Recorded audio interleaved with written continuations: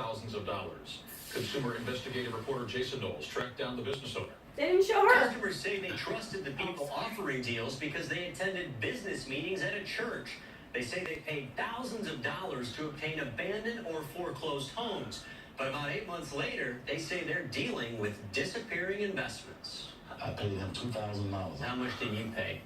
$3,000.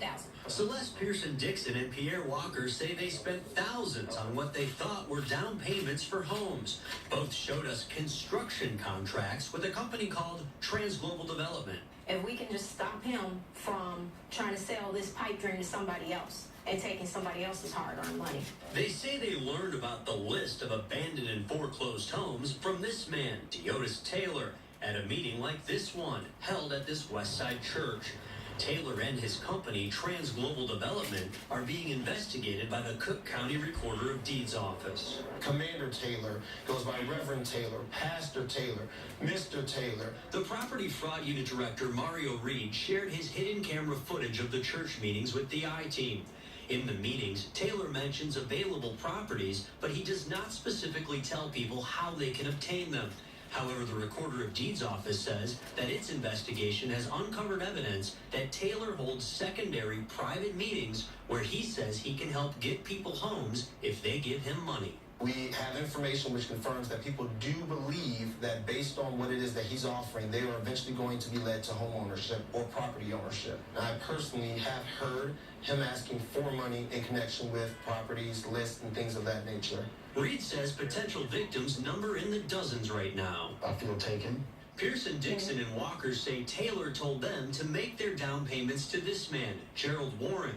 They also showed us these text messages that appear to indicate possible closing dates. The Recorder of Deeds says Warren is affiliated with the church meetings. Gerald Warren and Otis Taylor met with us on 2 different occasions. Both occasions we discussed the property, we discussed the closing. But they say their closings were canceled at the last minute. 8 months later, they haven't gotten their money back. It's a hard pill to swallow for Pearson-Dixon, who's a real estate agent. To be in the position to be taken advantage of, and my hard-earned money. I mean, I have kids in college. I work hard. When calls went unanswered, I stopped by the church before Taylor's meeting. Jason Knowles from the ABC7 I-Team. How are you?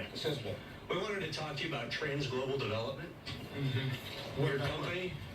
Well, some people say that they've given you earnest money, and they never got the homes. No, you're talking to the wrong man. That ain't me. You're Otis, right? No. Yeah, you are. Mr. Taylor? Off camera, he admitted he's Taylor, then denied knowing the 2 customers who called us, saying someone must have used his company's name. We also caught up with Gerald Warren, who ran from our camera. We have earnest money out there for properties that we have not obtained.